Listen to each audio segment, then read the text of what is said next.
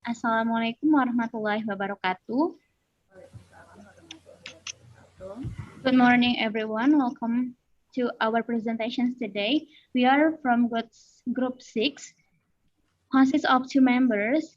There are Mutia Hamida and Desi Putriana. Today, we would like to invite you to discuss about providing for effective teaching. Well, let's check this out. For the first presenter will be presented by Ma'am Desi. For Ma'am Desi, time is yours. Okay, thank you Mutia Hamida.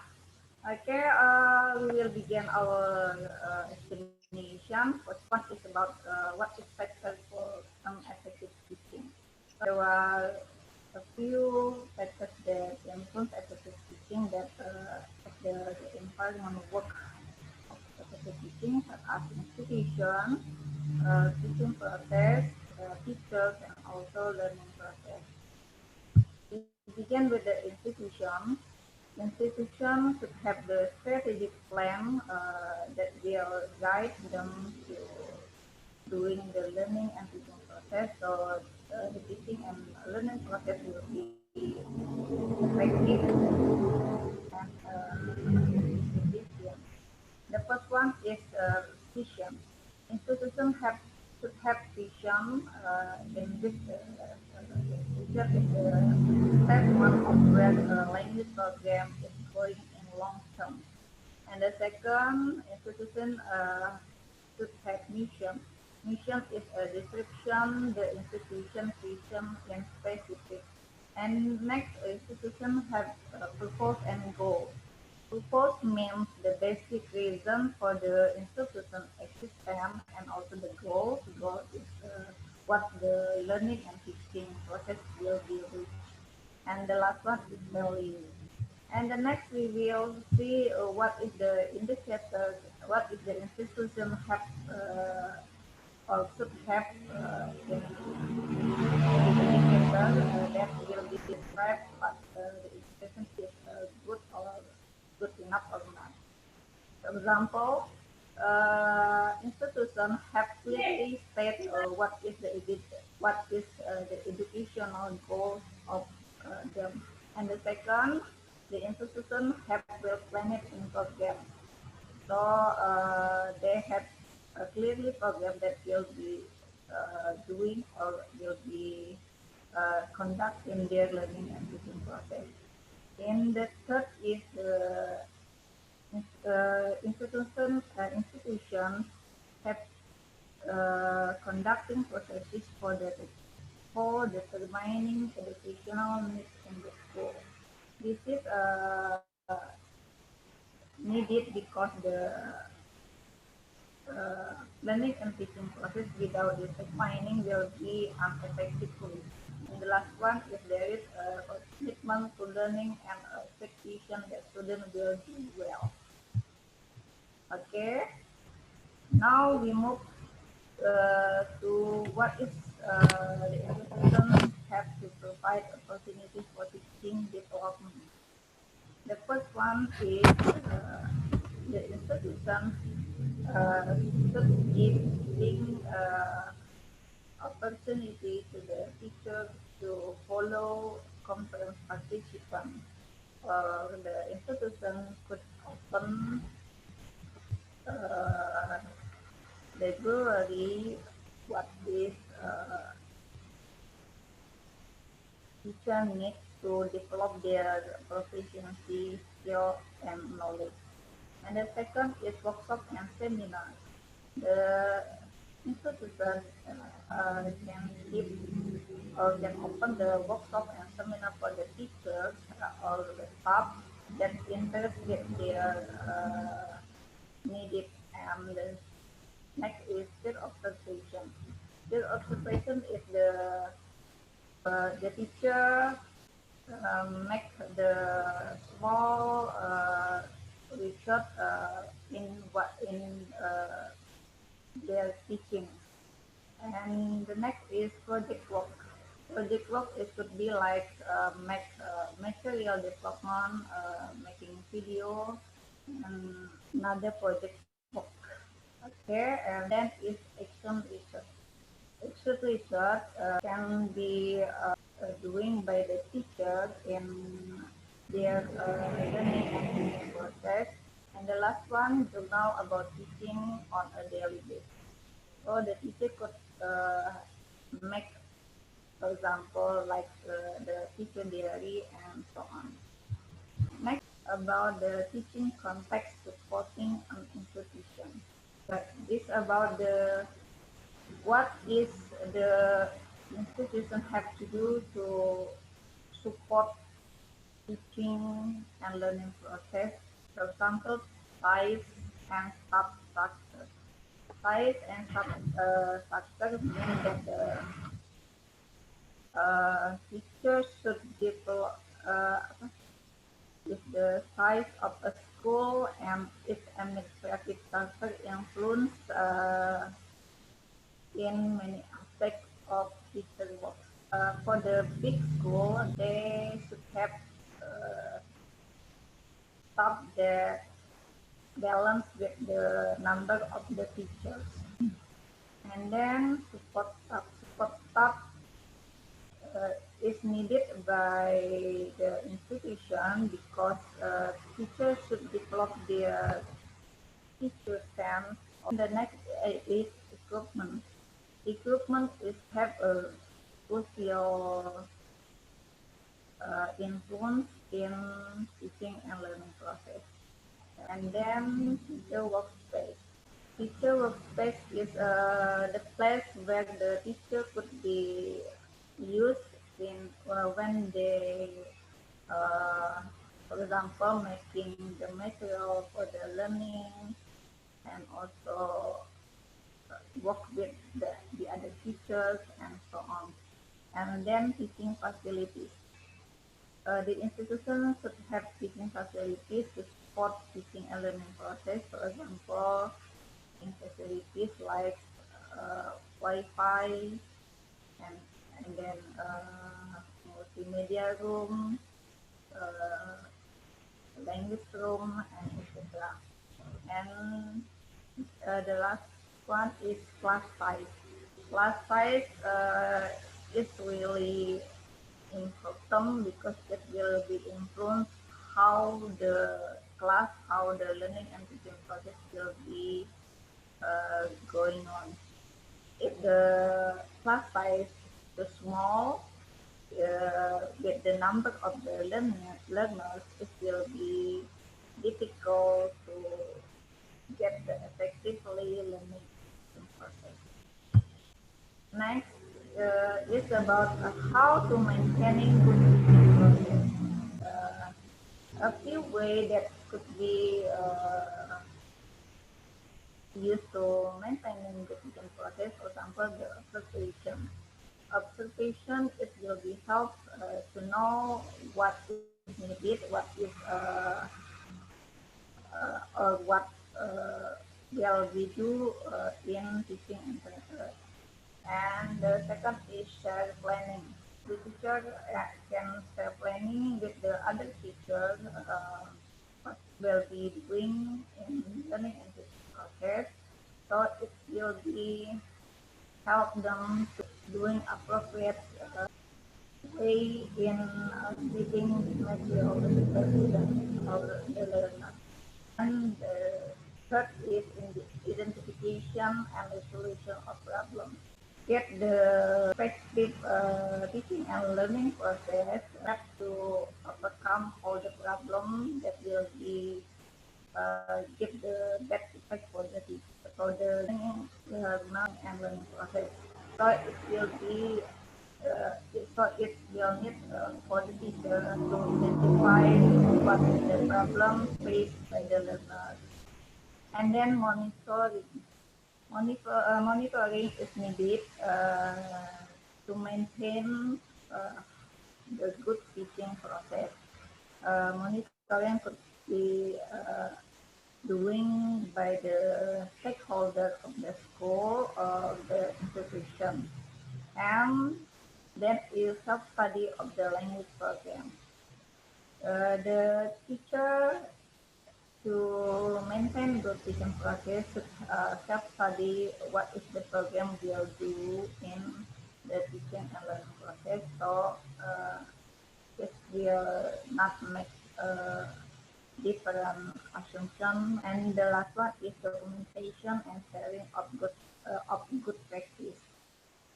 Documentation is needed because it will be describe how the learning and teaching process is going on in the classroom, and how the example, how the model of learning is effective or not effective. Yeah. The other way to maintaining good teaching process, for example, study of the program and also evaluating teaching. So the teacher should be evaluate uh, from what they have done in their teaching, and that is developing the appraisal system. Developing the appraisal system is mean that the teacher should develop what is the uh, what, what will be uh, doing in teaching and learning process. And then the focus of appraisal. The focus of appraisal is how the appraisal will be prove how the result of learning and teaching process. The last step that will be teacher doing is to conducting the appraisal of the learner. So it will be help them to know how far the learner uh, and the material of the teaching and learning process. Okay, that's all from me. The next slide will be explained by Mutia Hamida. Okay, thank you so much for Ma'am Desi. I will continue about our discussions. It is about the learning process. Well, my friends, we are as the teacher, we have to know that if providing effective learning or teaching is very important for a teacher. So there will bring out the teaching and learning process will be the good process. Here there are some points to create the learning process. First, understanding the course. It is very important point for a teacher to know about the course. So the teacher have to know and they need to know what is the teacher wants, what is the teacher interest, and what is the teacher purpose to learn about the subject or the course. Next, views of learning. Views of learning is also important for a teacher. So in views of learning, the teacher will create and maintain what is the specific and what is the correct appropriate course or material for students. There are some points that teachers should be carrying off. There are manager of his learning and then independent learner, need analysis, collaborator and team member, and also peer tutor. Next, about learning style. In learning style, it's have some points for the students. These are concrete learners. In concrete learners, the learner learn English through movie, watching, and playing games, and the others. Next, communicative learners. In communicative learners, students can communicate directly with the native speaker. For example, teacher can bring the students into the tourism class, and then the teacher can speak and practice their English, their language to the native speaker itself. Next, analytical learners. In these analytical learners, the learners learn through the grammar and also the discourse text. And next, authority-oriented learners. In these types, the students learn through write their experience or their story into the diary. Next, motivations. The motivation is also the main point for create the learning process. So motivations, the teacher know what is the motivations for students to learn English. For example, the students want to fluent in speaking English, or students want to easy when they listen to music, or the students want to going outside or going to another countries. Next, support. The support is also important because this support can be equipment for teacher and what is the tools the teacher can use when teach the students. Next, example of institutional mission statement. So here we learn how to create, how the other countries make the statement for the missions, institutional missions. This is the example from the Hong Kong.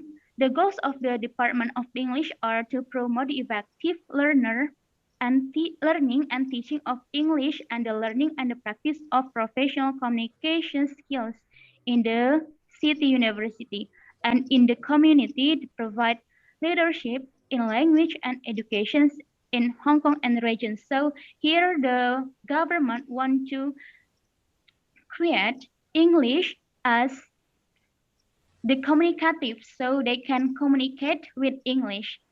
Next, here we come to the past practice in English language. There are some points that you have to pay attention. That these are institutions, staff, program management, and also resources. For the first institutions, we have to remember about the physical facilities for students.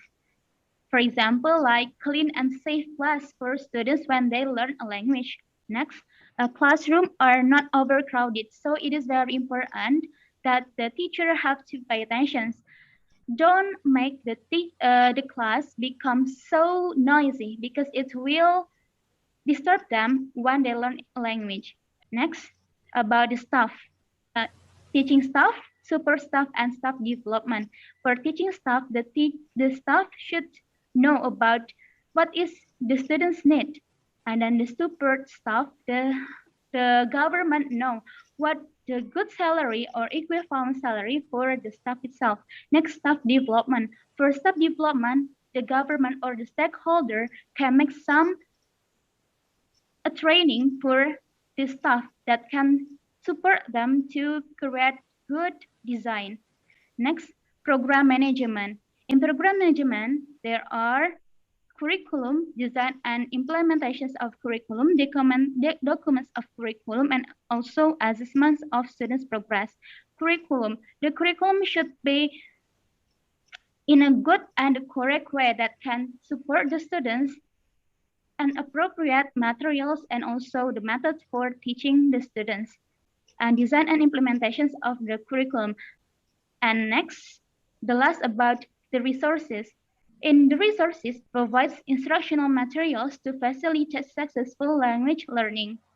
Here, the stakeholder should maintain a resources collections of relevant books, journals, and other materials, which is easily accessible to teachers and students. Sources for them, for example, in the villagers, for the villagers, they have to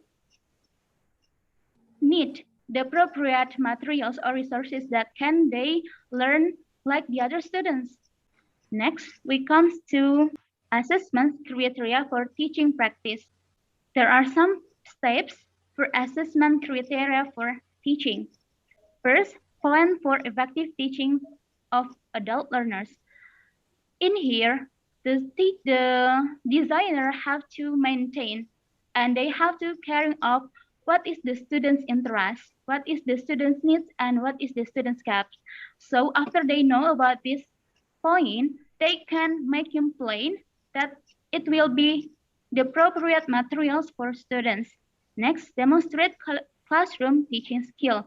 In demonstrate curriculum skills, the stakeholder can giving clear instructions, and then developing motivations, and also monitoring, evaluating students' progress. In giving clear instructions, for example, teacher can give written instructions. So in these written instructions, don't make the students ambiguous with these instructions. So should be in clear way. Next, developing motivations. As you know, students have their own motivations when they join one of a course or subject. For example, there are some community that want to go abroad for traveling. So the stakeholder or designer know what is the student's need, what is the learner needs. So they can make the appropriate materials that can support their motivations. And the last, monitoring and evaluating students' progress. In evaluating this one, so the designer can evaluate through the assignments or the tasks that they can give for the students. Next, about demonstrate an awareness of teaching and learning process. These 2 points that we have to know. There are pay attention of needs, interest, and background, and then helps develop learners' self-awareness and autonomy. The autonomy means what is the students wants. That's the autonomy. That after they know about the autonomy, so they more interest and more motivated to learn a course. And last, focus. There are some points that we have to focus as designer. The first, language awareness, the learner's teacher and teaching context, planning, classroom management, resources, materials, and professional development. This categorized as we have discussed before, so this is very important when we want to design a course and we want to be a teacher. Class, this is one of example for self-evaluations of teachers' lesson from Brayton and O'Dwyer, 1995. So there are some domains that Brayton evaluate: language contents, and then skills practice, and also corrections. In language contents, questions are: were you teaching any specific language items in this lesson? If so, did you find out how many students grasp the meaning? So the teacher can give their options or their opinion about this one, and they have a written record of the new learning. So after the teacher know about what is the answer of these questions, they can maintain and also they can make good and better teaching and learning process for the next future. Like we see in this part, in a skill practice, these are where you're trying to practice one specific skill or a mixture, and then where some talks or parts of talks appropriate for weak students and some for the better one. And also, did they find the activities motivating? And did most the students get some practice in a target language skill? So this is about the skill practice. For example, in teacher in a classroom, they in teaching speaking, the teacher give a role play. So after that, the teacher can evaluate what it is. Is it correct? Is it appropriate for students or not? If is it correct, so they can continue or implement this for the next, or if not, so they can change into the other methods. And for the next, for the last corrections, did you concentrate on relevant points and avoid overskill in correcting mistakes? Did you or certain points concentrate only on the content or the students' contributions and ignore errors or forms? And was where the satisfactory level of accuracy in language practice? If not, did you look at and solve the problem? And the last questions, did you see the scope for the self-corrections and peer corrections? So in these corrections, the teacher can correct the students not directly, but the teacher can give or guide them to make good sentences. Don't judge students, because when the teacher judges students, they will shame and then they don't want to speaking anymore in the classroom. So we make sure our students is enjoy in our class. Well, my friends, I think that's all from me. Thank you so much for your nice attention. Assalamualaikum warahmatullahi wabarakatuh.